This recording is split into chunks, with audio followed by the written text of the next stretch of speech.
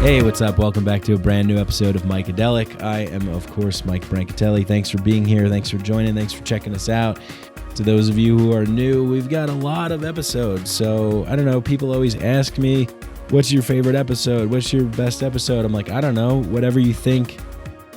Scroll through the titles and decide on whatever you think is appealing to you. I've done a lot. I think earlier in my podcasting career, there's some really shitty ones that I don't like, and some ones that I'm like, oh man, I shouldn't have put that out. Even recently, sometimes I put out some podcasts where I'm like, I don't know about that one. Sometimes I do intros that are way too long, and sorry about that. But we're going to try and keep them more brief, and I'm going to try and save more of like the intro ranting and rambling for more solo casts, because then I can just have the freedom. You guys know what's going on. It's not in front of a guest who you're like, oh, I want to hear this guest, but this guy keeps talking about shit. So blah, blah, blah, blah, blah. But anyway, I don't know. It's all a journey. It's all a learning process, figuring it out. But whoever you are and whatever you're doing, I'm glad that you're here and that you're with us, because we got a great episode today with my dear friend Públio, Valle. Públio is a meditation teacher, yoga teacher. He works as a workshop facilitator at the Temple of the Way of Light, working with ayahuasca and integration, offering integration work. And he has private sessions that he does online and in person. He does retreats.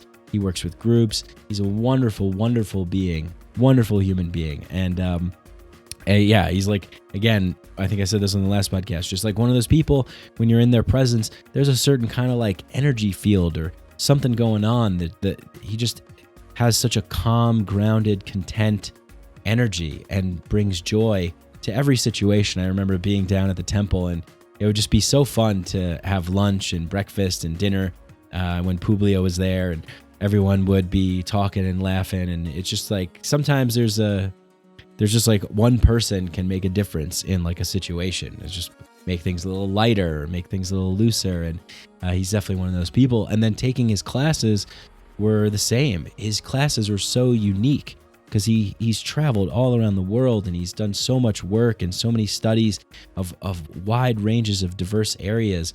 And he's done so much inner work too, that he's able to offer these really, really, really cool workshops, these really interesting and unique classes that I was thrilled to be a part of, and they were so good.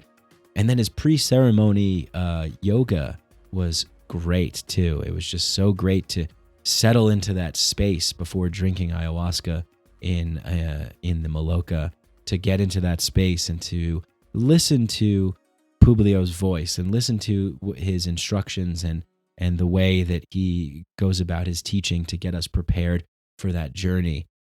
And then, of course, he's good at, integrating that afterwards as well, because those experiences are so big. Sometimes we're like, well, we don't know what to do with them.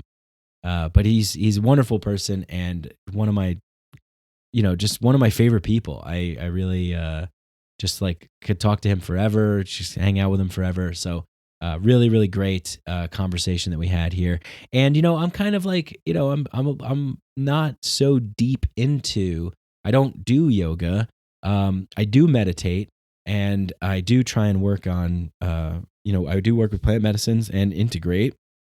But yeah, it's, I'm not as well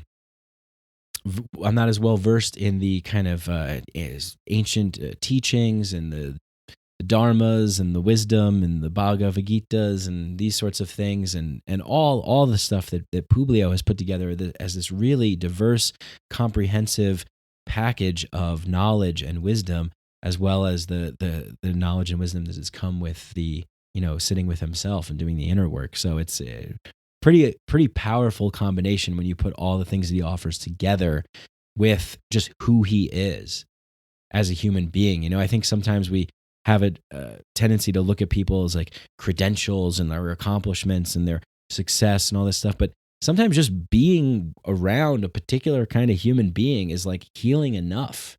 I don't know, would he have been the human being that he is if he hadn't have done the work that he has? Who knows? But he is. And that's what he offers, is just a joy to be around and a joy to partake in the teachings that he offers.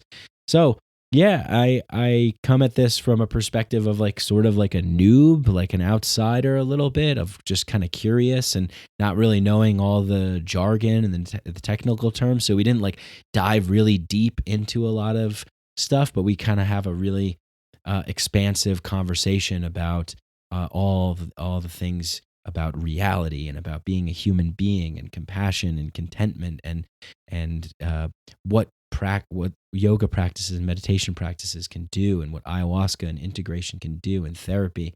And I really enjoyed it. So for me, I've been meditating since I don't know, maybe like 2017 is really when I started to actually meditate. And I had a pretty good run, and then I kind of fell off a little bit. And I thought, well, maybe I don't necessarily need to sit in silence. Maybe I can just kind of like bring present awareness to every moment of life. Like maybe I can just like bring a present mindfulness, if you will, to every situation and just be open and observant. And I don't need to actually sit in silence. And I think that is true, but I think sitting in silence helps a lot. And so I've been pretty consistent in the past month or so, meditating every morning, saying a little prayer, setting an intention, doing a meditation, usually for about 20, 30 minutes. And then doing some breath work afterwards as well. Just kind of really, really deeply breathing. I think it's just so important to do. And then getting on with my day. I think it sets a good foundation for the day. So we're going to talk about all this stuff, like all the benefits of meditation and yoga and what it means to be a human being now in this time, and how to maybe decrease our suffering a little bit, or at least keep walking the path that we're on with contentment and joy, and being fully present and aware and really holding it all. There's this Chogyam Trungpa quote that I like a lot that I've been saying recently, and he says that, hold the pain of samsara in your heart while keeping your gaze on the great eastern sun. Only then the warrior can make a proper cup of tea. And I love that so much, because it's like, yeah, like hold that.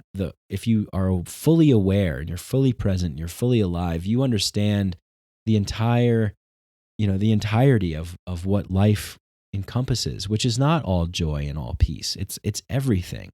But if you hold that and you're able to walk that sort of middle path, so to speak, while keeping focus on the sun that's always rising in the east, it's always coming up, it's always fresh, it's always new, it's rising, it's birthing. And you keep your focus on that, and you keep moving consistently over time in that direction, then you'll make some good cups of tea. Well, that's my interpretation of it. All right, little bee's nest to get out of the way. Hemp Bombs is a sponsor of this show, and I've not been doing a good job of promoting them. Sorry, Hemp Bombs. I don't know. I forget sometimes. I'm lazy. What can I say? But they have tons of CBD products. I mean, they offer CBD tinctures and CBD gummies and CBD dog stuff that you can give to your dog so they can relax, pain freeze, all kinds of stuff. Anyway, they got CBD. If you're interested in CBD, go check them out. Hemp Bombs. They're everywhere. They ship everywhere in the United States, and you get a 15% discount if you use the code Mike15 at checkout. That's Mike15. hempbombs.com, all kinds of good stuff. I used to take the gummies. I'd take them, a couple gummies before I went to bed, and then I'd wake up in the morning kind of feeling like I was in a little bit of a better mood, had a little bit more energy, not such a hazy, foggy, cloudy feeling maybe that you get from smoking some weed and going to bed. So yeah, I'm a big fan of CBD. Is this the best CBD? I don't know. I mean, there's so many CBDs out there. So if you go to hempbombs.com and you like what you see and it seems like a good price and you feel like you want to get a discount, check it out. Give it a try. Give it a whirl. Who knows? I think everybody's different. Everyone's physiology is different. So people are going to respond differently to different things. But yeah, I mean, that's the best job I could do, promoting a sponsor on this show. I'd rather not have sponsors. I'd rather just have people who are passionate and love the show and they want to donate to it, and then I can offer more rewards and do more things. So if you want to do that, go to patreon.com/MikeBrank, BRANC, and you can donate on Patreon, become a patron for as little as $1 a month, $2 a month, $5 a month, $10 a month, $100 a month. whatever you do, every little bit helps. Big shout out to Hell and to all the people that are contributing. He's my top contributor, so I have his name at the top of my mind first. I couldn't do this without you, buddy. I really appreciate your support, your generous, kind support over more than a year of being a patron for $50 patron. So, I mean, that is just mind blowing. I can't, I always say on the show, $1, $2, $3. And when people come through with more, I'm like blown away. But yeah, that's one way you can show support. And another way is go to Apple Podcasts, leave a 5-star rating, review. Whatever you want. You don't have to leave a review. You could just leave a rating. Just click 5 stars if you like the show. And if you do like the show, you know what to do when you like things. You don't need me to tell you what to do. Just tell people about it, share it, whatever. Hit me up. Go to my website, mikebrank.com. Send me an email. Let me know what you like, what you don't like, what you want to see more of. Maybe guest suggestions, thoughts, ideas. Share your story with me. I'm interested. I try and respond as quickly as I can to everybody.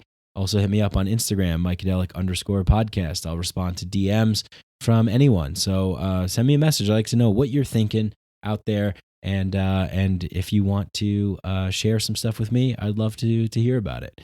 So thanks. And that's pretty much it. All right. Well, without further ado, let's get into this conversation with my dear friend, Públio. Psychedelics are illegal not because a loving government is concerned that you may jump out of a third-story window.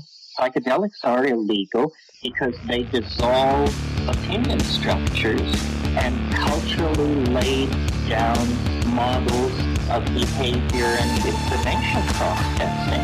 They open to us the possibility that everything we know is wrong. We don't need new laws that control our consciousness and rigidly place it in a prison.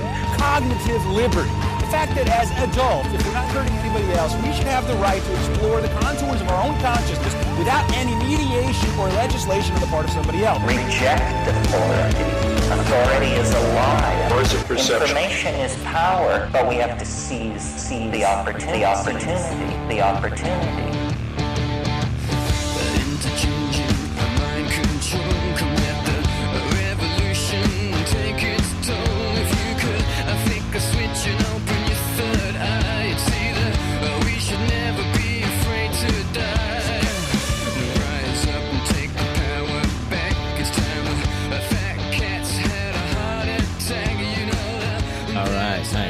Well, yeah. So, I mean, we met at the Temple of the Way of Light in Peru, and yeah, you were just so wonderful to be around, and your classes were great, and everybody loved your classes. I remember being there and just being like, "Oh, Publio's teaching a class," and like nobody was in the dining hall; everybody was at your class, and so yeah, you teach yoga, meditation, and you work with plant medicines as well. You work with ayahuasca, and anything else that I'm missing? Well, Mike, that's correct, but I would say that essentially my work is the work of being a human. I'm very focused on that. That is great. I love that. Yeah, being a human, right? Because that's what we all are. But sometimes it seems like that we're trying to be something else, or other outside influences want us to be something else. Or maybe we think that if we were that way, then we can get something or be something better or whatever. But really, when it comes down to it, if we escape the kind of noise of the world and just sit with ourselves, we realize, well, we're just human beings, and we're just living here in this reality. So yeah, talk to me a little bit about that. What does that look like for you, being a human? Wonderful, Mike. Thank you for your question. I perceive that, as you said, there's a lot of separation, fragmentation nowadays, especially.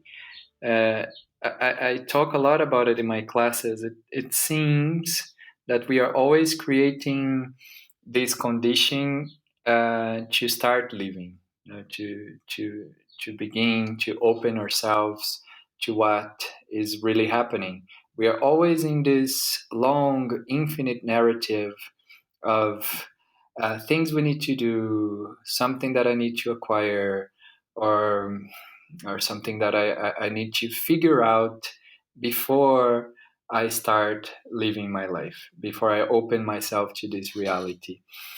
And for me, this is a very important, interesting question. You know? Why can't I just be present and start enjoying the potential paradise that is this reality right here, right now? Um, so yoga and meditation have always helped me a lot to connect with these basic fundamental questions around reality. Um, it seems, from what I perceive, that we live in a time in which we have a lot of possibilities to achieve things.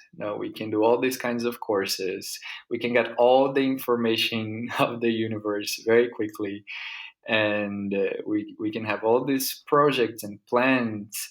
And if we keep there steady, concentrated, we can reach these plans. Now, if we have a little bit of diligence, a little bit of discipline, we can get most of the things that we are looking for, or that we think that we are looking for. No, actually, I think it was William James, the psychologist, who said that anything you may hold firmly in your imagination can be yours. That's what William James said. Anything that you keep there firmly in your imagination can be yours. And there's been a boom in this kind of approach to reality with all those The Secret, with all this quantum physics things and the law of attraction and so forth and so on. But I would say that the real question is, what am I looking for? What really will bring that sense of peace and stability to my mind? What will bring that sense of contentment to myself? Okay, I have this sensation that I can maybe achieve anything, but what will bring me an essential sense of bliss? Yeah. Yeah. What, because I know that in your path, I watched the video that you posted on Facebook, and your new website is beautiful. And you had a really lovely, a lot of lovely things that you said in there. And one of them was like that you thought there was something more to reality. So what was it for you that kind of started you on this path, that you felt like, hey, there's something more? And then started to go down the path of seeking, which I think a lot, we have to seek to find something. And then maybe that thing that we find feels like it resonates with us. We feel aligned with it. And then we can kind of be with that and then start working on that or walking that path. So what was it for you, Públio?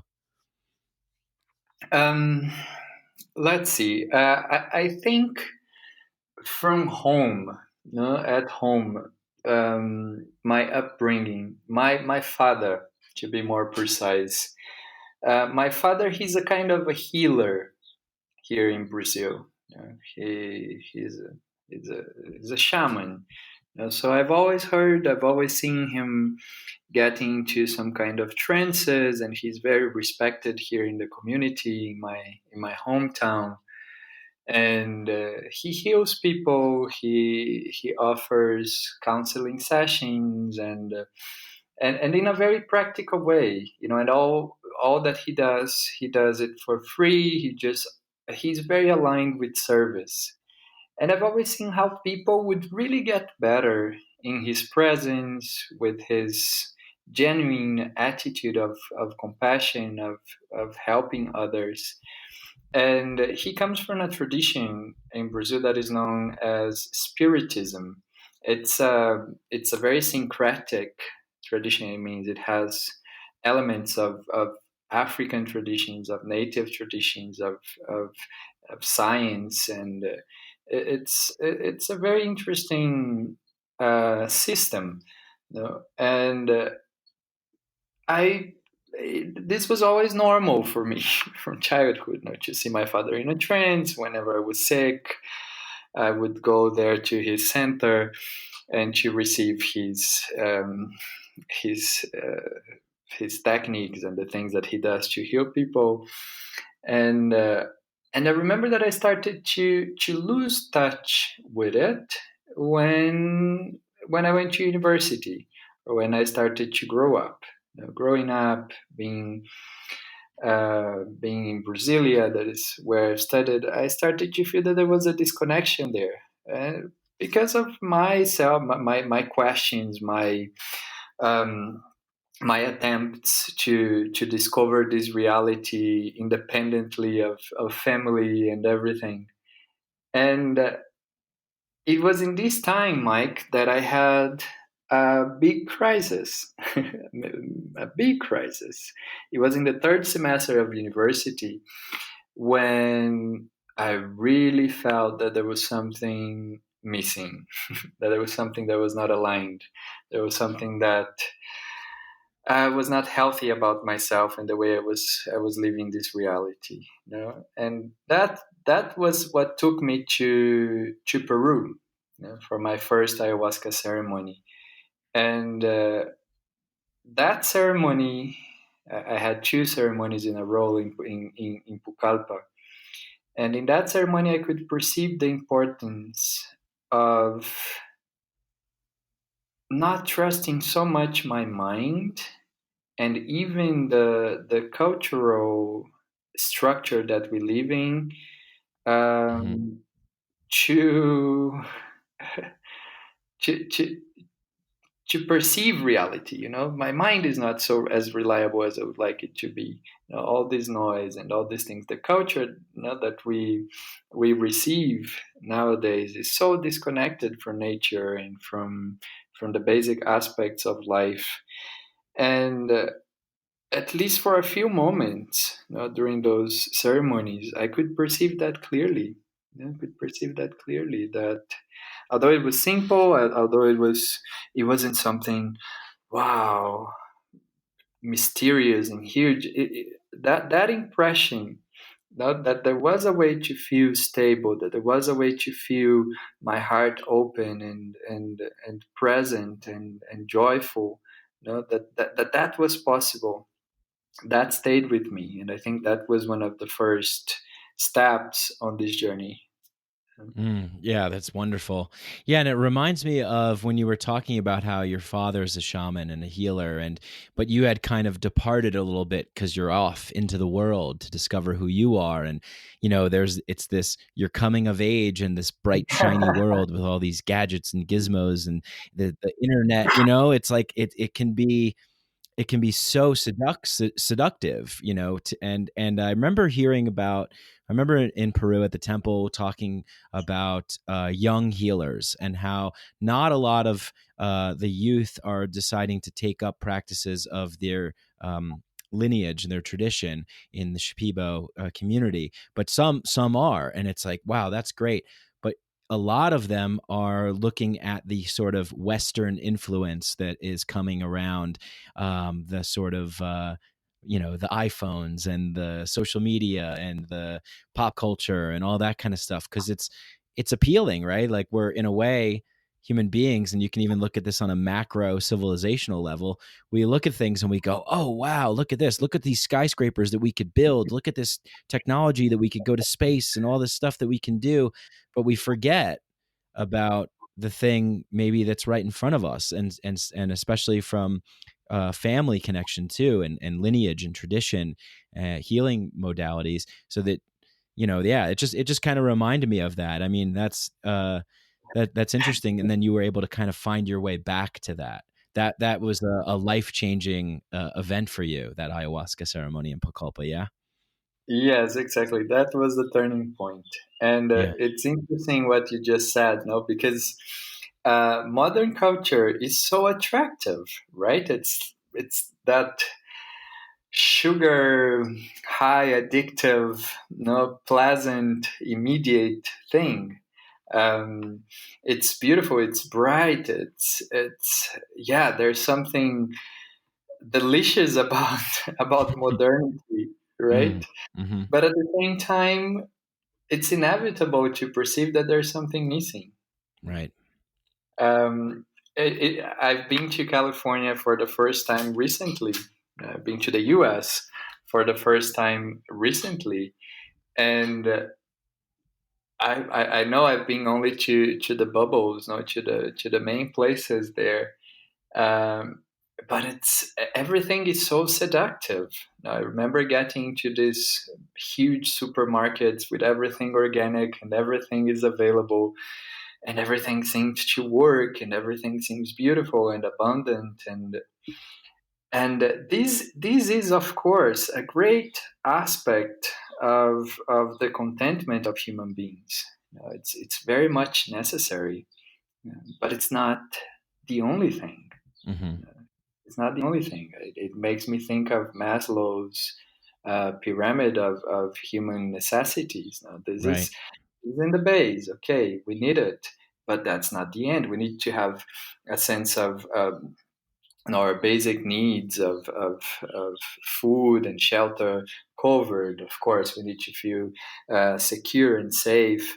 But then it escalates. We need to feel a sense of purpose. We need to feel a sense of connection.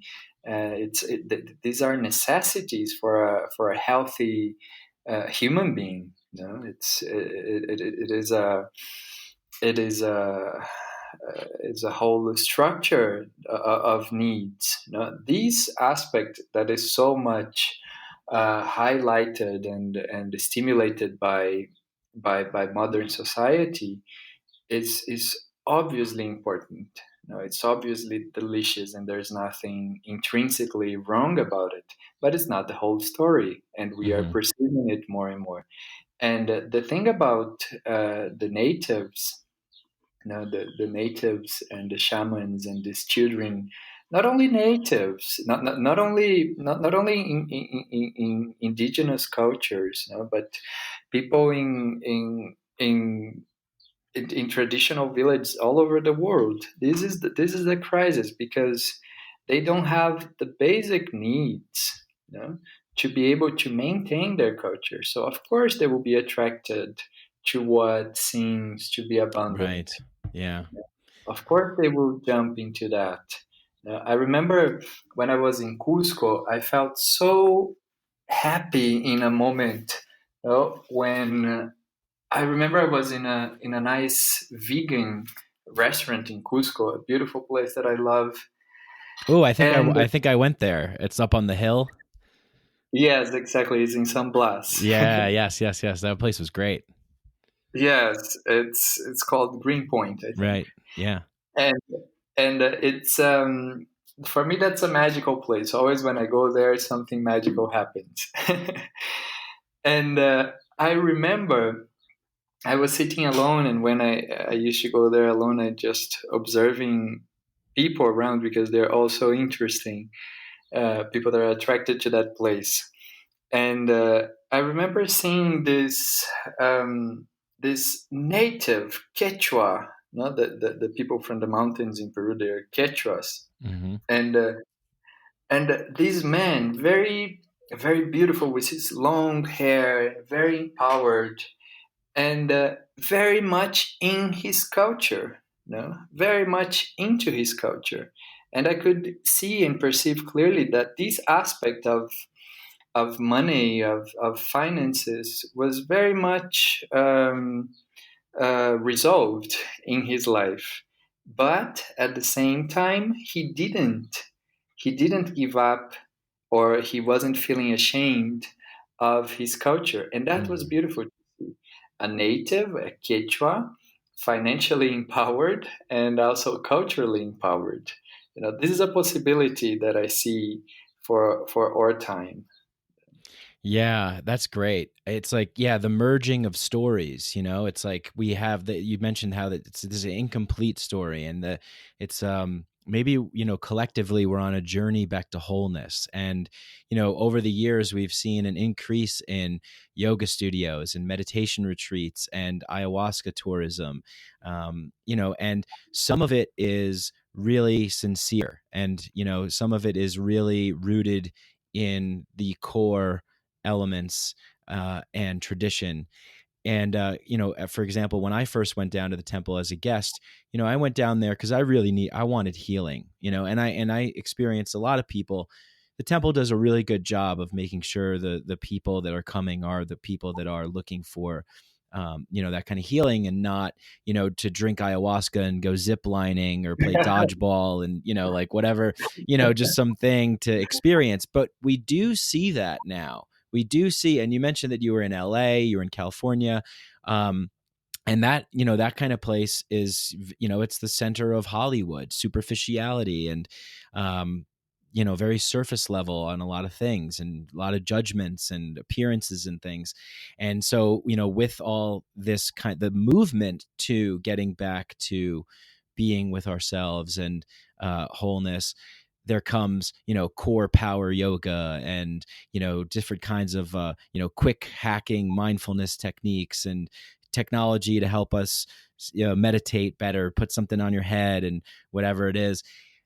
Yeah. And I'm wondering, I don't know, is this good? Because I see like also ayahuasca retreats that are like kind of more touristy, like, hey, come try ayahuasca, check it out, and maybe it's not run by people that have carried the tradition for a long time and really know what they're doing. So yeah, do you see this as, I mean, I don't even know if I want to frame it as good or bad, but it's a thing that's happening.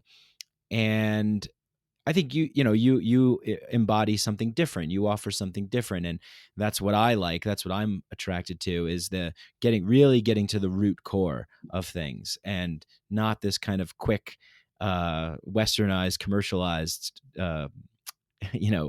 spirituality.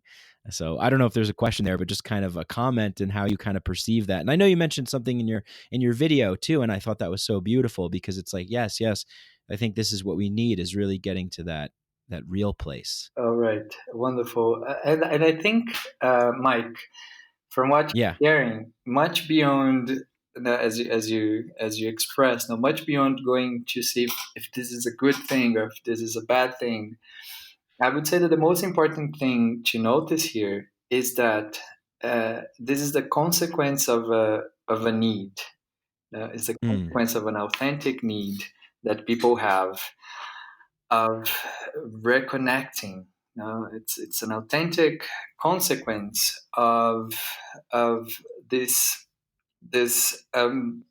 immense feeling of disconnection that people have been experiencing nowadays. So that's why there are so many, yogas and so many mindfulnesses and so many ayahuascas and so many promises for people to reconnect. And of course, there is a risk in there.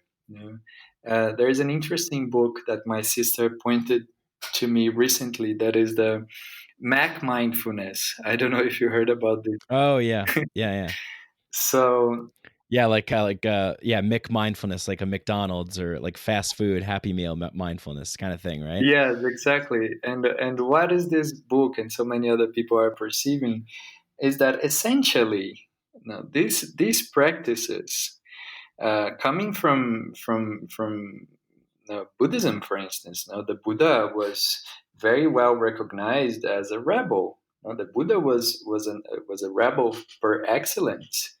He was in a very elegant way trying to help people to change themselves in order to change their reality around them.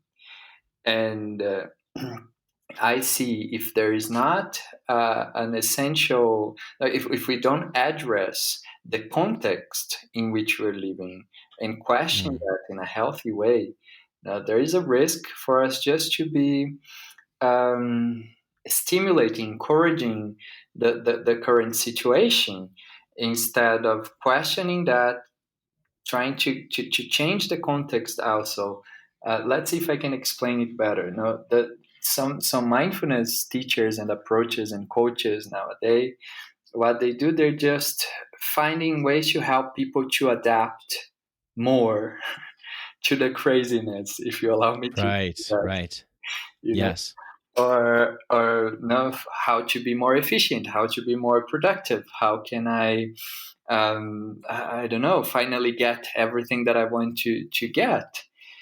And going beyond rights and wrongs here, okay, we can keep trying, but that essentially is a lie.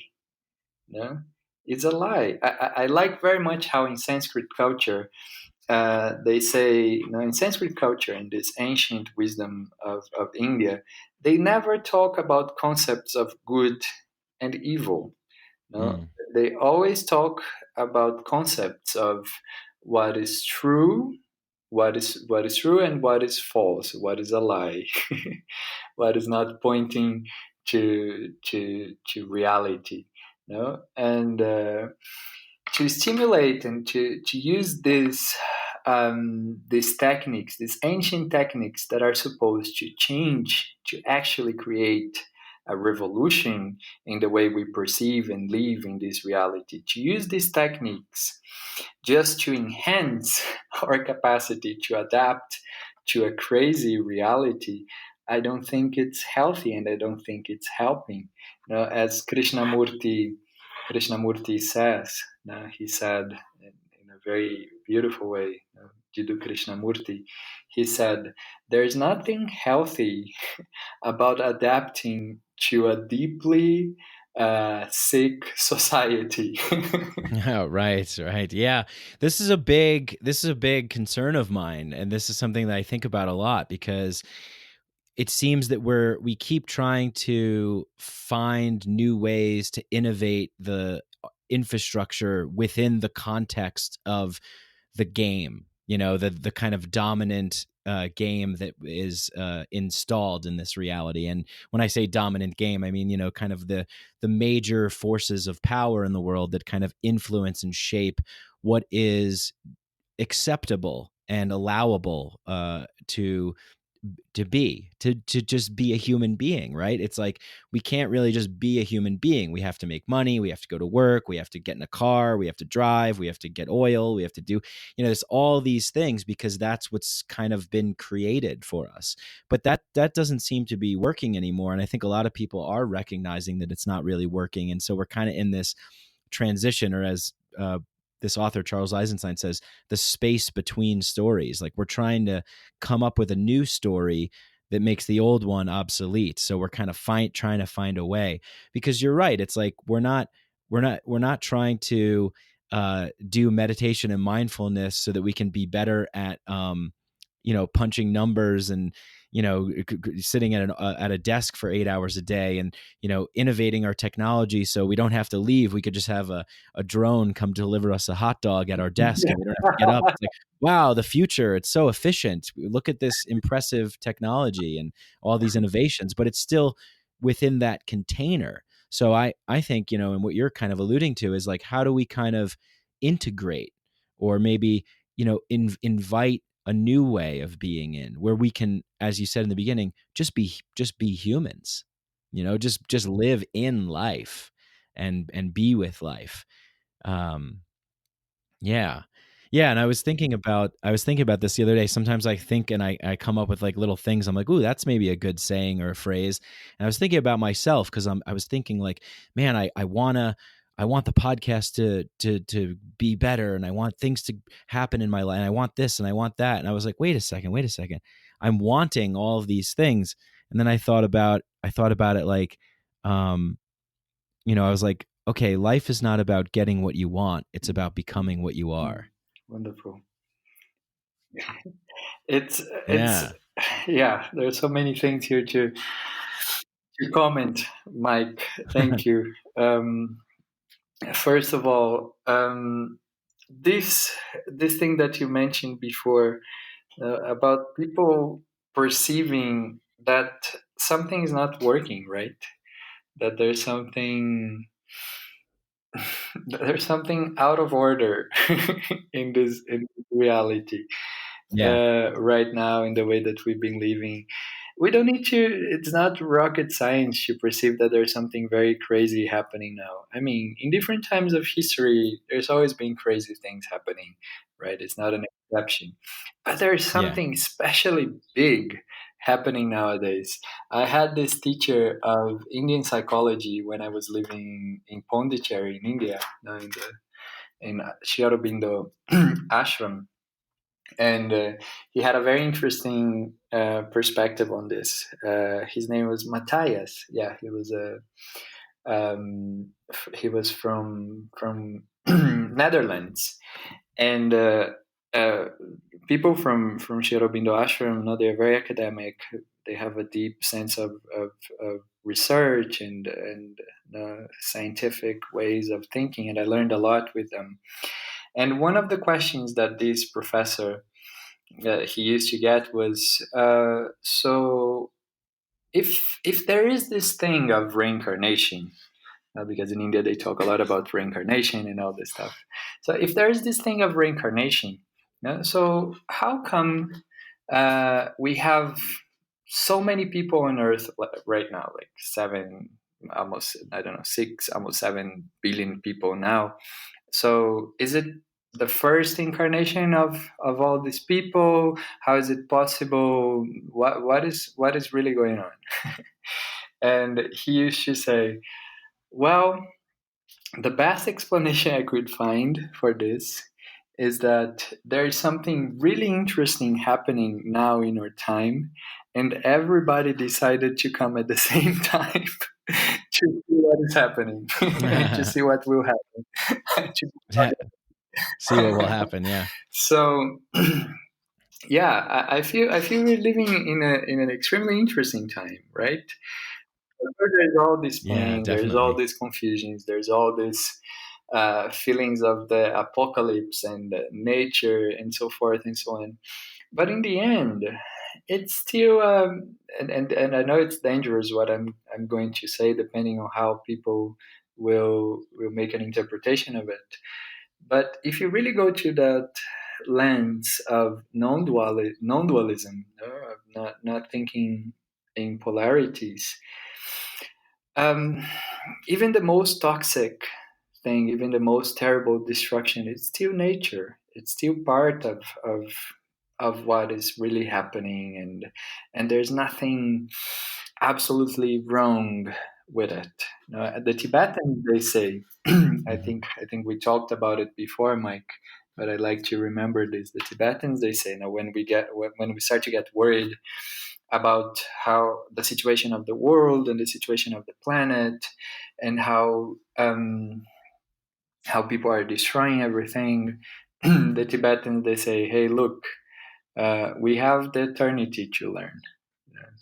It's not about your little perspective on it, your little perspective of humans.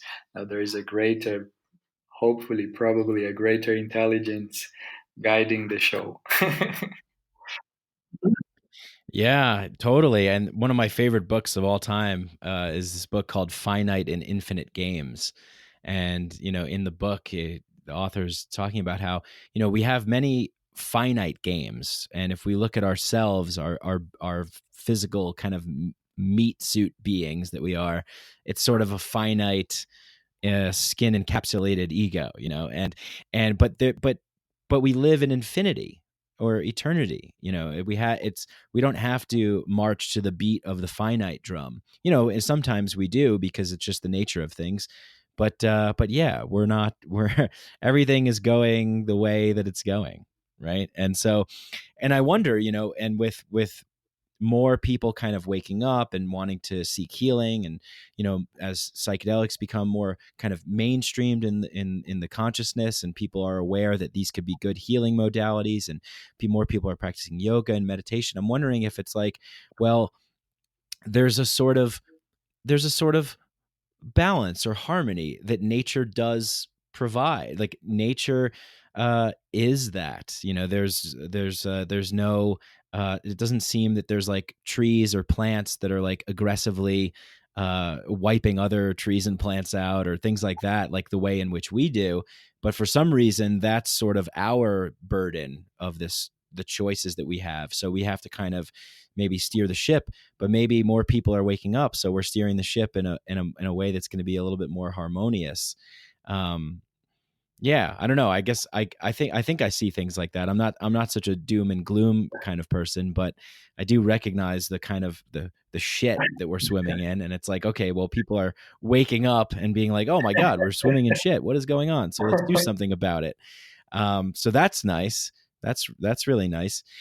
And yeah, and with more people kind of starting to do all the things like we were discussing, what is it about kind of moving in that direction that can be so healing for people? I mean, I could take a stab at it, but I'd like to see from your perspective, like maybe we could start with yoga, for instance. Like, what is it about yoga that can really help people? All right, Mike. So yoga is such a huge word, right? And it's a very well-known word. Everybody have ideas around it. Everybody, if you say yoga, I would say basically to any person in the world nowadays, they all have an idea about what it is. But I would say that very few of them have a direct perception and a clear comprehension of what we are talking about, really talking about when we say yoga. Right. Yeah. I think most people might think like, oh, yoga, so stretching and stuff. Okay. Yes, exactly. Yeah. You know, and that's so far from the reality. You know, that's very far from what it really is. From my studies and from what I could learn from different teachers, you know, yoga is basically learning how to bring the attention inwards, you know, to bring back the attention inwards to the origin of this reality that I perceive outside. I would say that this is one of the foundations of this practice now, because we are very much conditioned on perceiving and dealing with reality outside. Now, this is a human tendency. We explore the reality outside. We discover how the trees grow, how the animals work, how our organism works, how gravity works, and so forth and so on. Yoga offers us, it's not a philosophical system, essentially. No, yoga offers us very practical tools to help me to look inside, to look back inside, and to perceive these internal mechanism, these internal laws.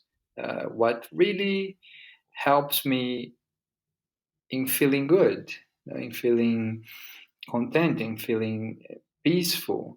And the interesting thing is that in the same way as there are external laws, you know, the gravity, the I don't know, all this, the light and all this that we study on physics, and there are also laws of my inner consciousness. You know?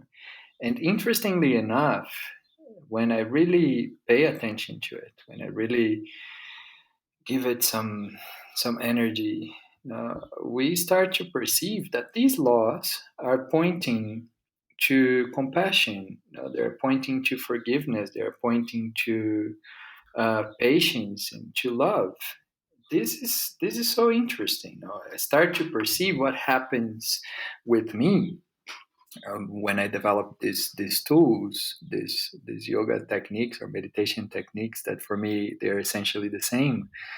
I start to perceive what happens with my inner organs, with my reality here, when I feel angry, or when I feel jealous, or when I feel inadequate, or when I start to criticize myself, or when I start to complain. Immediately I see that there is a reaction that is hurting me. It hurts my liver, it hurts my stomach, it hurts my brain, my lungs. So isn't it interesting to perceive that this law is pointing me, is helping me gently to reconnect with peace, with love. Does that make sense? Yeah, totally. Yeah. And I think you said something pretty interesting there too, which was that yoga and meditation are kind of the same thing for you. I wonder if you could kind of explain that, because like you said, most people, if you say, well, what's yoga, they say, oh, I don't know, these stretches and stuff. Or what's meditation? Oh, it's sitting alone with your thoughts. Oh my God, but yeah, what is like in your opinion, like or from your perspective, what's the difference? I mean, I guess. And I want to talk about all the things that you teach and that you practice, because I think they all obviously connect and go together. So yeah, what is it about that the meditation and yoga that are similar and also maybe a little bit different too? All right, let's. This is such a huge subject, no? Because then we need to come to history to understand this connections between yoga and meditation. But in a short, most people will agree that one of the main foundations, one of the main scriptures of yoga is the Patanjali Yoga Sutras. It's people are not in agreement, with the exact date of this scripture, but there is a general agreement that it's around somewhere between, I think, 2,500 years ago. This is a good date that a lot of people will agree. Some people will say it's much older. Some people will say it's much recent. But the Patanjali Yoga Sutras is considered like the origin, the first attempt of a human being to put this into a system that is comprehensive and that can into a kind of a doctrine, with doctrine being understood as a compilation, as something that can be understood and that can be taught. So if you study, I've studied the Patanjali Yoga Sutras through so many teachers. I'm studying it again now with a Brazilian teacher, and if you get this scripture and analyze it closely, you will see that it's so similar to what is present in Buddhism, for instance. It's so similar to the perception of reality shared in the basis of meditation, taught nowadays in mindfulness, that also has its origins in Buddhism. For instance, yoga through Patanjali will help you to investigate the nature of raga and Vesha. That is basically the aspects of cravings and aversion. And this is exactly what we practice mainly in this field of meditation. Mindfulness, or Buddhist meditation is all about learning how to go beyond our preferences of my cravings and of my aversions. That basically is learning how to work with desire, and desire in the sense of wanting this reality to be different from what it is. That's why meditation, all this, even the modern teachers of meditation, they talk a lot about acceptance. Okay, what are the ways that I can learn that I can develop to accept this reality as it is? Tara Brach, one of the greatest meditation teachers there in America, she has this book that is a great, amazing book that is called Radical Acceptance. Letting go of resistance of what I am experiencing right here and right now, as a way to find joy. With this idea, this perception that joy is always available for me if I'm able to see it, if I have the eyes to see it. And one central concept in yoga, for instance, is the concept of ananda. This is a word that is usually translated to bliss, but if we go deeper in the concept, in the translation of ananda may mean something like um,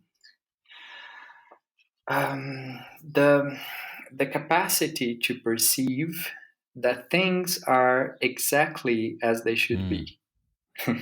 Yeah. To perceive, to remember that things are exactly as they should be. Now, this is a central aspect of yoga practice. And it's not something that is forced. There's no resignation here, but it is about a big expansion. When I'm not struggling, when I'm not into this neurotic fight with reality to try to change it. Yeah, such a You good know? phrasing of that. Yeah, the neurotic fight. Well, that leads me to because I'm going, well, yeah, that's all well and good, and I hear that, and I have moments of that, and I think more moments than not, which is nice, and I think being consistent in my practice helps.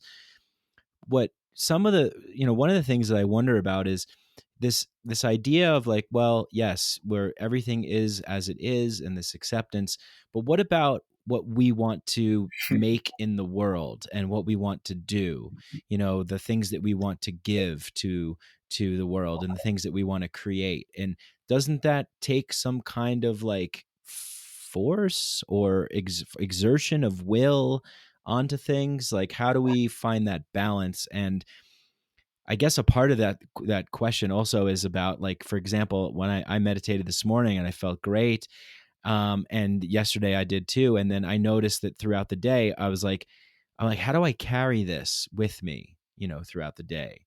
How do I carry that feeling and that space and that place, that energy with me throughout the day, which is filled with all kinds of external things, Mhm. accepting what is, but also moving towards this particular goals or things that I want to accomplish and do. How do we kind of like balance that and manage that? Okay, wonderful, wonderful question, Mike. Changing the world, no? It sounds almost like a paradox, right? How can I accept it and yet change it? No, that sounds like a Right. paradox.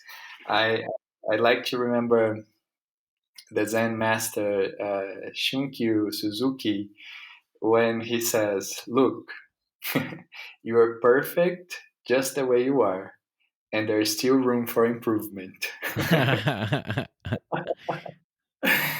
And so this is the first thing.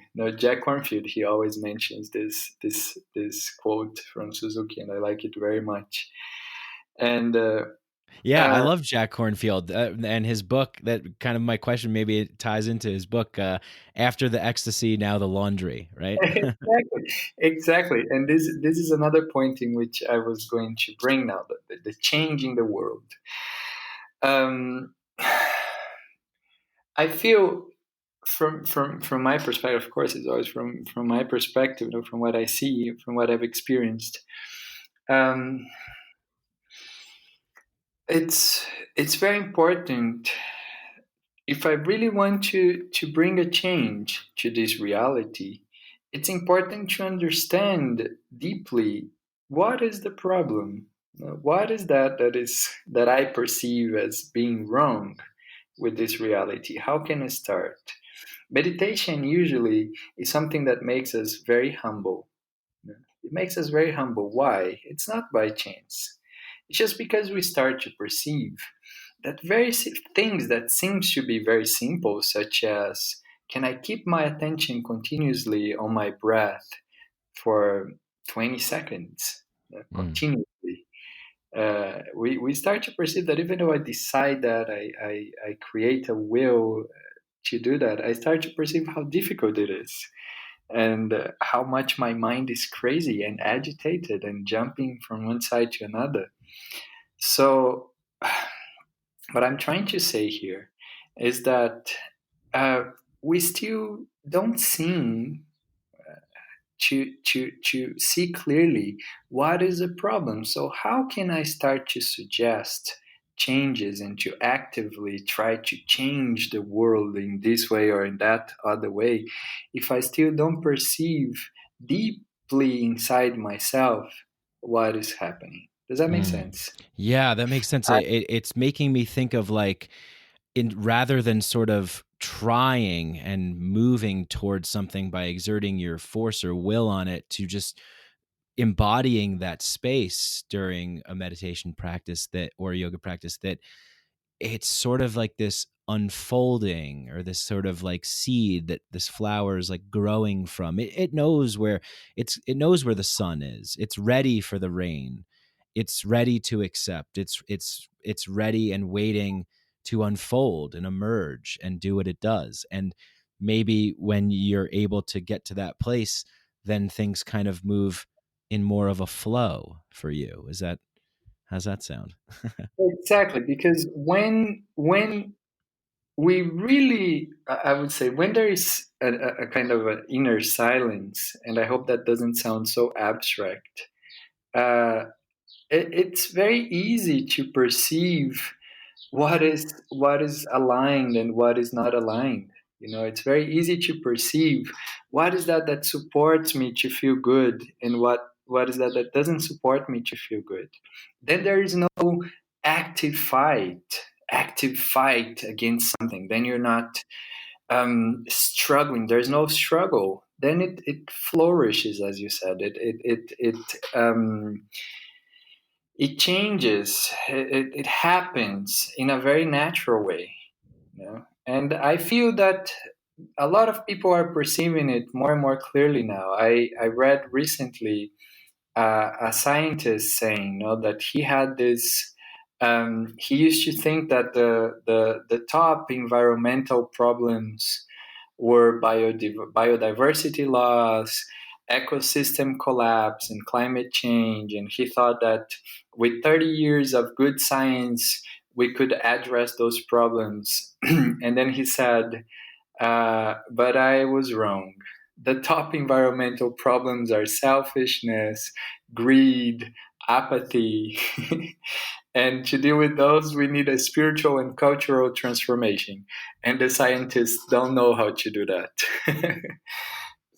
Wow. Yeah. So, wow, that's on point for sure. Yeah. you understand what I mean? So, of course, Oh yeah, we definitely. start to see the problems. We perceive the problems outside in this way or in that way. But if there is not that essential connection and alignment and integrity within myself, I will easily get lost into the mechanism and start to recreate the same things again and again. That's my perspective, Yeah, yeah. And these things are, all these practices are great, and what you offer is super super important, helpful meditation and yoga therapy, plant medicine integration. Do you think that I kind of want to talk maybe a little bit about like spiritual bypassing and spiritual materialism, and how maybe these are some traps, I think, along the way. And I think that, I actually fell into this at one point with psychedelics. I was getting so into taking mushrooms, like large doses of mushrooms, that I was going to find something, or I was going to get somewhere. And, I actually got a message saying like, hey man, slow down. Like, but this is a thing that occurs. And one of my favorite books of all time is Cho Young Trumpa's book, Cutting Through Spiritual Materialism. What are some things that maybe that you've noticed in your practice and teachings, and that we can be aware of and on the lookout for? Maybe if we're, I gotta get home, I gotta meditate every day for 2 hours every single day, I have to force myself to do it. These kinds of things. In your experience, what has come up, and what do you see, and how do we avoid getting into these traps? Beautiful, Mike. I would say that I experienced all of that in first person, as you imagine. I There was a time in my life in which I was meditating around 6-7 hours a day. Wow. And yeah, that was all. I would work a little. I would do some things here and there, and then every little spare time I would have, I would simply sit and meditate, and that was great. It wasn't something forced. It wasn't something artificial. I feel that I really benefited a lot out of that, out of those experiences, out of those practices. Right. It came from a true place. You weren't taking selfies while you were meditating and posting and saying, "Hey, I'm meditating 6 hours more than you guys. I'm way better than you and more spiritually awakened than you guys." In that time, I didn't even know what was social media. I barely had a mobile. Nice. And but then, Mike, after many years of these practices, I remember I went to. My case is that I went to Burma. I went to a big monastery, meditation monastery there called Pa-Auk, and I really wanted to investigate deep within myself whether I was ready to become a monk, to dedicate my life to this path of meditation in a more formal way.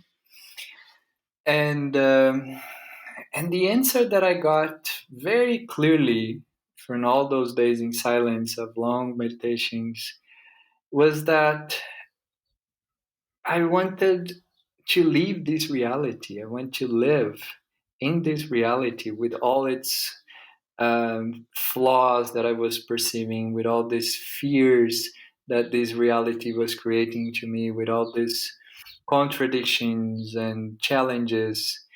And that was a long path for me to come back to this reality, Yeah. Yeah, that's Because another seductive element of reality too.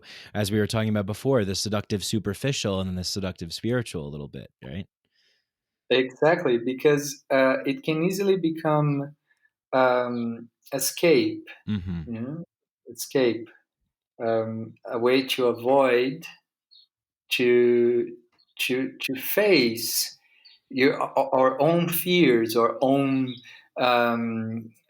disappointments, our own um, uh, problems that we have around being a human. Yeah. So that's why, and that's how interesting the yoga path uh, keeps teaching me more and more this, because uh, you mentioned Chogyam Trungpa. No, Chogyam Trungpa was an embodied example of this. I remember Pema Chodron commenting about Chogyam Trungpa when she says that Chogyam Trungpa was a fabulous, amazing, a fantastic teacher, but it's very difficult for us to understand him as a personality. Mm-hmm. Mm-hmm. Because he was famous, for all his parties and all his, teaching those deep things in Tibetan tradition, all those deep logics and sharp teachings of mind, and while drinking vodka and and doing all these controversial things for people who have a specific image of what is a spiritual path. Oh, Then I yeah. started, Yeah. you understand? Then I started to perceive also after I left Burma that there was a lot of separation for me about what I thought it was a spiritual path and what I thought it wasn't a spiritual path. And that was a blessing for me to perceive that. Because exactly that was what allowed me to integrate parts within myself that I wasn't allowing myself to get in touch with. Parts of me that maybe I was ashamed of, or parts of me that I was denying, that I didn't want to see, or that I was trying to avoid.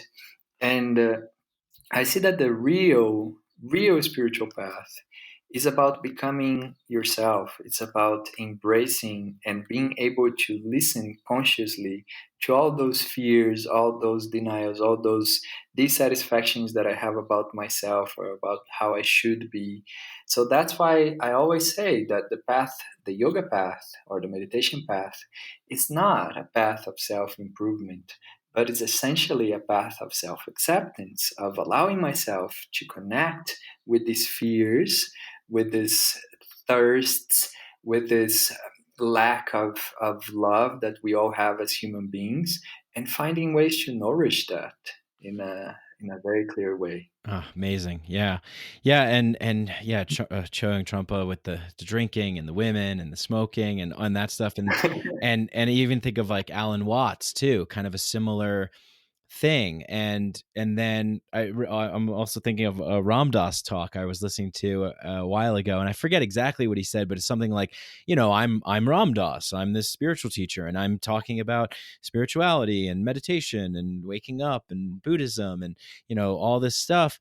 And dharma and karma and so he's fully Ram Dass, and people are like, oh, it's Ram Dass, it's Ram Dass. And he said, after a lecture or a talk at a conference or something one day, he was sitting outside eating some pizza and drinking a Coke, and someone walked by and said, Ram Dass, like, what are you doing? Is that really you? You're eating pizza and having a Coke? And so he's like, well, yeah, like, I forget what he said after that, but it was something of like, yeah, I am a human being, and I'm also this other thing. I think that the tendency to put people on pedestals and be like, well, this is an enlightened being, and this got to follow the way, and this is what it looks like to be a spiritual person. And if this person is doing things that aren't in accordance to what the vision that we've been told of what a spiritual person is, then they're not. But what you're saying is, I agree with 100%. It's about being who you are, coming into the fullness of your being, and walking with that energy and embracing it, right? Yeah, yes, exactly. And connecting it back to yoga, Mike, a very common word between people who study yoga is the word samadhi. Samadhi, yeah. Samadhi, and there are infinite translations and infinite interpretations for this word, and most of the time samadhi is seen as something very mystical and distant and almost unreachable, something just for saints and high yogis and so forth and so on. Right. And I've seen studying recently, deeper these things, I've seen a Sanskrit professor saying that samadhi simply means to be fully who you are.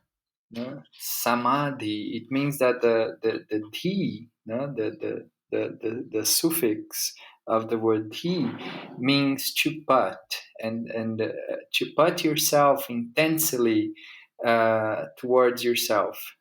Samadhi, to be truly who you are and not to be afraid of it.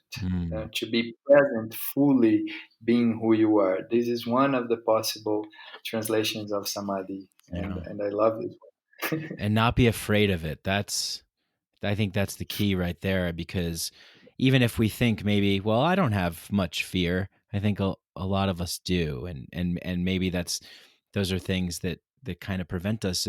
People won't accept me if I'm not who, if I just am who I am, and I'll just say what I want all the time and do it, but that's not what that means.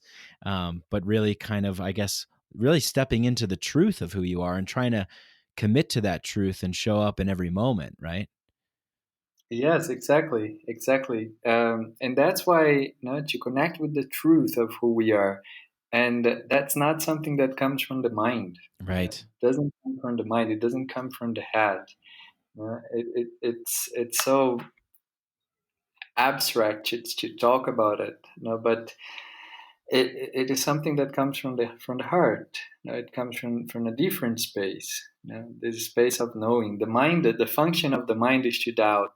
The function of the mind is to create all these possibilities and to question. This is the function of the mind, to create all these possibilities of judging, of criticizing. This is what mind does. Mm-hmm. But when I really learn how to connect with this space of heart, then there is a knowing. Then there is something more integral, that is more complete. Oh, sorry. Can you repeat that part? Then there's something, when I connect with my heart, when I'm able to do that journey, from the mind to the heart, then it's integral. Then there is no doubt. Then there is a knowing. Right. Then there is a seeing. Yes. Not a questioning anymore. And I think that's what we're all looking for too. And in, my ayahuasca experiences, and like I try and describe them to people who ask, and, I try and kind of, they're so colorful and vivid and bright, but all aside from the visual or anything like that, the biggest benefit that I feel is this deep sense of knowing, unclouded, unclogged, connected, felt presence of direct knowing. And then taking that into the world and integrating it, that's the work. That's beginning to walk that path, Beautiful. yeah. Beautiful. Yeah. So and being on this topic of kind of abstract and, the deep sense of knowing, it's maybe hard to put into words, but when you're in your space and you're connected, whether you're in yoga or whether you're practicing meditation, what does that feel like for you? What does that look like for you? What's happening when you're really in that groove? um, Many times, Mike, it's as if a big drama just left. It's as if, in a very practical way, it's so easy to love people around me. It's so easy to feel the joy of being alive as it is right now, without anything to change around it. It's just like this big. It's as if things were more alive inside, outside, and there's this sense of expansion. It's as if I would ask myself, what was it that was worrying me a while ago, and you can't even remember what it was. Right. Yeah. Yeah. Some little drama that we got stuck in, and then yeah. Yeah, it's as if there is a professor from Princeton University. I forgot his name now, but he says that basically what meditation does is challenging the natural selection. It's challenging the evolution, because there is some theory, some models that says that we not in evolution, the individuals that were selected, they were those who were worrying the most. They were worrying about the environment. They were worrying about the predators. They were worrying about sickness and all this worrying. And of course, they survived. These were the individuals that were selected, because those who were not learning about being worried about predators and diseases and so forth, they died, and they didn't pass on their genes. So somehow our ancestors were those who were worrying the most, and somehow we got this expressed in ourselves right now. They call it the worrying factor, or something that is related also to what they've been calling the negative bias of the mind. No, it's this insistent, persistent tendency of the mind to be constantly worrying or trying to find something to worry. It doesn't matter how many good, beautiful things are happening in our lives that we perceive as good, that we perceive as positive. There's always this underlying rumination and mission to find what is wrong and what should I be worrying about. This constant attempt to activate or fight and flight and freeze mode. So I would say that in these moments, when I really feel that presence of the meditative state in myself, is when there is no big worries. There is a clarity, there is a discernment about, of course, what I need to do to survive, how should I live this day now, what are the things that I want to do, and etc. But there is not this huge, immense pressure about how life should be and how things are not going the way that they should be going, and blah blah blah blah blah blah, blah, you know. Yeah, definitely. And how does ayahuasca play a part in your practices and your offerings and your teachings? Wonderful. So for me, Mike, I see that ayahuasca and meditation are virtually the same things for me. I don't see them very separate. When I go for a long meditation retreat, silence meditation retreat, I I end up in very similar spaces as I get into one night of ayahuasca ceremony, you know. And essentially, there people say that we produce DMT naturally in three main situations in life. You know, DMT, that is the main ingredient of ayahuasca. I'm sure you know about it. Mm-hmm. That is when we are, you know, during our birth, during our death, and during meditation, during deep states of meditation. So I see and I feel ayahuasca exactly as I see and perceive deep states of meditation. You know, with the difference that ayahuasca sometimes helps me to maybe open some deeper blockage in a more in a more efficient way. You know, ayahuasca has this interesting consciousness of itself, right? This teacher, this energy there that actively helps me to open these resistances in a more direct way. Does that make sense? Yeah, definitely. And I can't help but think that such a benefit of it is also that we're literally consuming the earth, and like earth is going into us and clearing us out and cleaning us out, and kind of like, like leaving little like messages or like fixing little things to be like, hey, you're a part of nature too. Like you're nature, and we're showing you and how to be. And yeah, like just to reference like another Ram Dass quote, with worrying and all this kind of stuff, like I mean, he talks about like how, look at nature, look at how they are. Yeah, it's creation and destruction, there's chaos and order, but it's all part of the perfect harmony and balance. So when trees change in the fall and the leaves fall from the trees, other trees don't panic and say, oh, we gotta pick them back up and glue them on the trees and spray paint them back to green. Yeah. It's just I love yeah, yeah. it. It's embracing what we are and we are nature and we're a part of it. So yeah, that's beautiful. I love ayahuasca. It's such a powerful teacher. Yeah. It is indeed. A lot of respect.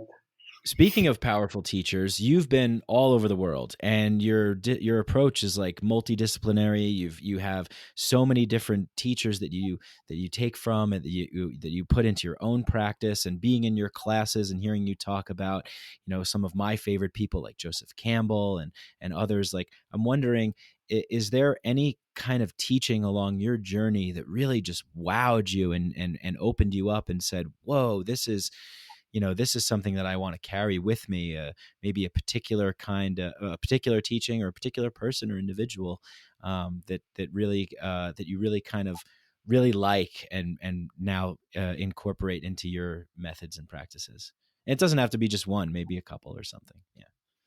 Well, it there are so many dimensions to this question. No, I I would say that I'm very grateful, very grateful to the foundation, to the solid foundation around meditation and understanding what is this path that I received, living in a school, uh, working and living in a school in Bodh Gaya in India. This the city that is considered the city where the historical Buddha got enlightened.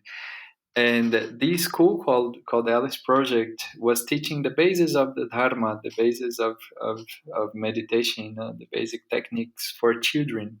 and it had as its patron the Dalai Lama, and it was following the lineage of Lama Zopa and Lama Yeshe. And I learned a lot in this environment, especially from the direct teachings of the founder Valentino Giacomin. So I'm so grateful for the Tibetans in so many ways, for what they carry, for what they share, and the clarity of their teachings. Um, who else? There's so many people. It's almost unfair to mention just a few. But when I was in my post graduation, in the university, Swami Vivekananda University, I got in touch with his name is Mohanji, who was one of the sweetest and kindest um, people that I've ever met. So Mohanji, he used to be a professor there in university, but he wasn't teaching anymore, and he dedicated his life to service. So little by little, we became friends, and I remember going every day in the end of the day to study the Bhagavad Gita with him. And he was this very intelligent man, very down to earth, very humble, always wearing simple clothes, walking barefoot throughout the campus. He's this tall man from Rajasthan. I was drinking some chai with him. So Mohanji helped me to to to understand and really to absorb the beauty of those teachings from India from a completely different level, from a much more organic, direct, alive perspective there with him. I would say there were so many others, but basically, what all these teachers represented to me, Mike, they saw something in me that wasn't in me, Públio, myself, but they saw something in me, human being. They reflected something. They brought something to the surface that was here just as a potential. Something that was here, maybe with some doubts, with some fears, but they just helped me to give voice to this, to say, hey, yes, it's possible. Yes, it's possible to feel in peace. It's possible to feel better in this reality. It's possible to really feel contentment right here and right now. So all these people along my path, so many others, they help me to remember who I am. Yes, the great remembering. We all need that. And I think when we were talking before, our mutual friend Claude, who was in part of a ceremony that I did with Colombian shaman Amika, and he just said something. Claude said something that it just stuck with me, and it was that we're always forgetting. We always forget. We forget, but we can count on others to help remind us, and then we can remind others. And it's this cycle of forgetting and remembering, but also being there for others to help them remember. And in a lot of ways, a lot of us that are doing what we're doing now is just trying to be reminders, and so I bet in your teachings you're having that impact on your students, and I bet you're probably getting it back too. And the teachers that were teaching you, they probably learned something from being around you. So it's a great reciprocity. Exactly, absolutely. And this is beautiful, what Claude highlighted in there, what he brought. All real, sincere, spiritual learning, it's never about learning something new. And that's the crazy thing. It always feels like remembering. It always feels like, wow, that was here all the time. How I didn't perceive it. Exactly. Yeah, exactly. Yeah. Oh man, yeah. And there's that great story too of the creation of the universe. I wonder, we'll probably wrap up soon, but maybe you could tell that, because it's so nice. Yes, I think I know which one you're Or the referring creation to. of the of man or on Earth. Yeah. Yes, great. So this is a story that I always end up bringing about now there is this clear feeling that we are searching for something, right? And we are all trying to find something in this reality. So I'm not sure if it's from the Greek. Some people say it's from Greek tradition. Some people say it's from Hinduism.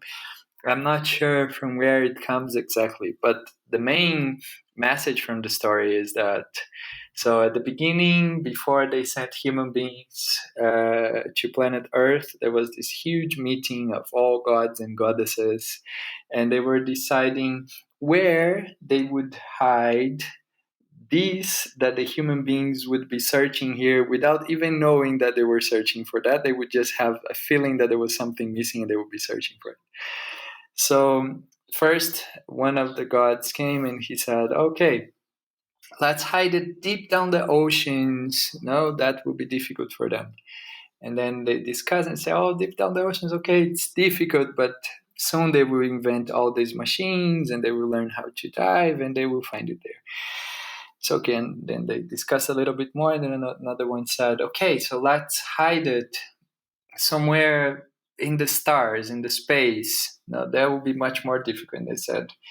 They discussed and said, okay, we agree it would be more difficult somewhere far in another planet, but soon they will also develop all these spaceships and they will find a way to go there. And then the most silent of all these gods and goddesses, he was just there, quiet. And then he comes and said, I have an idea. I think if we hide it, if we hide this contentment, this the cause of this eternal itching that the human beings have, if we hide it deep within or themselves, deep within each one of them, there they will not remember to search. All right. Yeah. Yeah. Oh man. Yeah. Yeah. And if it's not exactly these that we are doing, that's exactly what we're doing, collectively. We are destroying the oceans. We are digging the whole planet. We are cutting down all these forests in search of something. It's so evident that we are, with all this thirst, trying to satisfy something, but we don't know what we are trying to satisfy. So that's why meditation and yoga is really a very important answer to this, for us to understand how to satisfy all these needs in a much more intelligent and complete and efficient way. Beautiful. Absolutely beautiful. Públio, you are a beautiful, beautiful human being. I could talk to you forever, man. I thank you so much. This has been great. Yeah, and I guess maybe we'll end with one more big idea that I love, because that's what I like. I like introducing really complex, convoluted, tangential, big ideas. So to get into, so one more, I'm gonna throw one more fastball at you for you. Well, yeah, no, I was just thinking, like, and we're both fans of Joseph Campbell, and he talks about how, we currently don't have like a mythology right now, that like in past there was mythologies for their times and for their places. And, he says like, oh, the world is in such disarray because we don't have this one unifying mythology. And I can't help but think, well, we're disconnected. We're separated, right? We're disconnected from ourselves, from nature, from the people around us. Maybe meditation, yoga, ayahuasca, and these kinds of practices can bring us more towards wholeness. I know they can. Is that part of maybe developing a new earth, a new story, a new world mythology? What do you think? What do you envision? What do you hope for to see this great game, kind of how it plays out? Do you have any thoughts about that? Let's see if I understood this question. You mean what would be this new Earth coming? Is that just to be sure I understood? All right. Interestingly enough, I have a very concrete answer to that. Yes. Have you ever seen? There is a movie that is amazing. I'm so happy that someone manifested that movie. It's called, I think they translated to English as The Green Beauty. It's in French is La Belle Verte, and I think the director is the main character in the movie, Colin Serrault, and it's exactly about this lady, this lady that comes from a planet where people are living in a very simple way, but connected with Earth and perceiving all the changes around them, and they can communicate between themselves in a very healthy way, and they live for over 300 years, and they're all humans. It's not that they are like extraterrestrial ETs or something, aliens. They're humans, but they're just humans that are very aware of what makes them feel good and very aware of what doesn't make them feel good. So I would say that, and I don't know how will be the whole scenario, but I would say that for sure, a healthy new Earth would be an Earth where human beings are very aware and very sensitive to what makes us feel good and what doesn't make us feel good, and where there's no doubts around it, where it's crystal clear what makes us feel good and what doesn't. Yes, I love it. Yeah. Getting rid of all the blockages and coming into clarity and deepening into wholeness so we can see each other, because right now we see each other, we can connect with each other, we can go on social media, we can go on the internet, we could yell at people, in Greenland or Iceland or whatever, we can do all that stuff. And maybe that's part of the process of collectively emerging into something new, almost like we're going through our teen years where everything's flashy, new and exciting, and we're socializing and partying. But after this, after we've kind of gotten used to being able to see each other and hear each other, that we can kind of maybe settle in a little bit to the Great Beauty. Yeah, that's it's The Great Beauty. It's an Italian film directed by the French, the Green Beauty. Oh, the Green Beauty. No, it's not the Great Beauty. It's the Green Beauty, La Belle Verte. It's French. Okay. From Okay, the French. 1926. Yeah. Oh, see that I'm giving the internet all this talk and it can't even provide me with the right thing here. Okay, cool. Yeah, I was trying to look it up online. Okay, so it's a French movie and we will find it. I will put it in the show notes as well as other things that you mentioned on this podcast. If you haven't seen this movie, please watch it. For me, it's one of the best movies ever. I'm going to watch it. Yeah, I'm going to find it and watch it. Awesome, Públio. Well, let's tell the people where they can find you. I know you do sessions and you work with people online as well and in person. Is that right? Yes, exactly. I offer sessions online, and I also work at the temple in Peru, and I work here in Brazil, in the countryside of São Paulo. So if people want to get in touch, my website is www.públio, Valle with .com. Excellent. Yeah. Well, from a city boy to a country boy in Brazil, we'll be signing off. Thank you so much again, Públio. It's been wonderful chatting with you. Guys, go check out Públio's website. Check out what he's offering.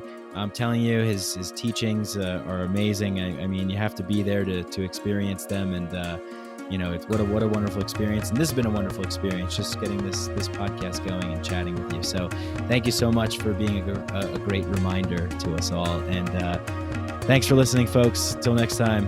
Thank you very much, Mike. Thank you for your work.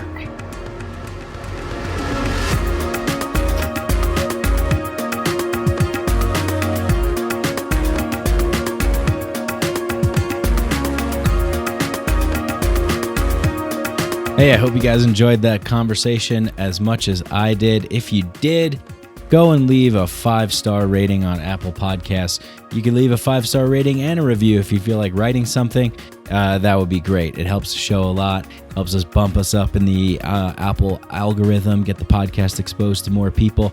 So if you like the show, go ahead and do that. If you want to go a step further, go to patreon.com/MikeBrank. You can donate, become a patron, be a part of the Mikeadelic Inner Sanctum WhatsApp chat group of people chatting and connecting all around the world. We're finding the others, bringing them together, creating community. One of my favorite things to offer. I also release bonus episodes. Sometimes I do episodes that are kind of raw and kind of beta test them for the producers of the show, which are my patrons, the people who support the show. Big shout out to everybody that's a patron. Thank you for your love and support.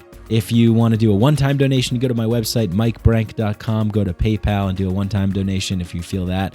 And I really like the method of donation. It's a gifting mentality, and reading Charles Eisenstein's books recently and his talks have really kind of made me embrace the spirit of the gift, of giving and gifting. And what better time than this holiday season to be generous and to give. And, you know, if you like the show, just tell people about it, spread it, share it. Also, contact me. Go to my email on my website, the contact page, mikebrank.com. Reach me on Instagram, Mikadelic_podcast. Hit me up on Facebook. Send me your messages. Send me your thoughts. Send me guest suggestions, ideas. Share your story with me. Reach out. Give me feedback. What do you like? What don't you like? And I love to hear from people. I always respond. So you can go ahead and do that. If you're interested in CBD, we have Hemp Bombs as a sponsor. You can go to hempbombs.com, get all kinds of CBD stuff. And I used to take their gummies. I think I'm going to start taking them again. I ran out, so I got to get some more. But they're really good. And yeah, check it out. If you're interested in CBD, you want to give it a try, put in the code Mike15 at checkout and get 15% off all of your CBD wants, desires, needs, and so forth. Big shout out to Danny Barnett and Galaxia for the music, the intro and the outro. And of course, thanks to Muse, who I mash up their song and put the Terrence McKenna clips and everything in without their permission, but somehow I'm still able to do it. So thanks, because I love that. And what else? I don't know. Thank you so much to everybody for your love and support, for listening. And yeah, I really, really, from the bottom of my heart, really can't express how grateful I am that out of all the podcasts out there that you choose this one to listen to. And like I said, let's really make this a collaborative effort. If there's something that you hear, that you notice, you know, something going on with the show that you're like, hey, you used to do this or you do that, or I'd like to see this, or hey, did you ever think about that? Shoot me a message. I'm open. I communicate. I message back. I like this to be a collaborative effort. I want more community involved in this. So anyway, thanks. And till next time, peace.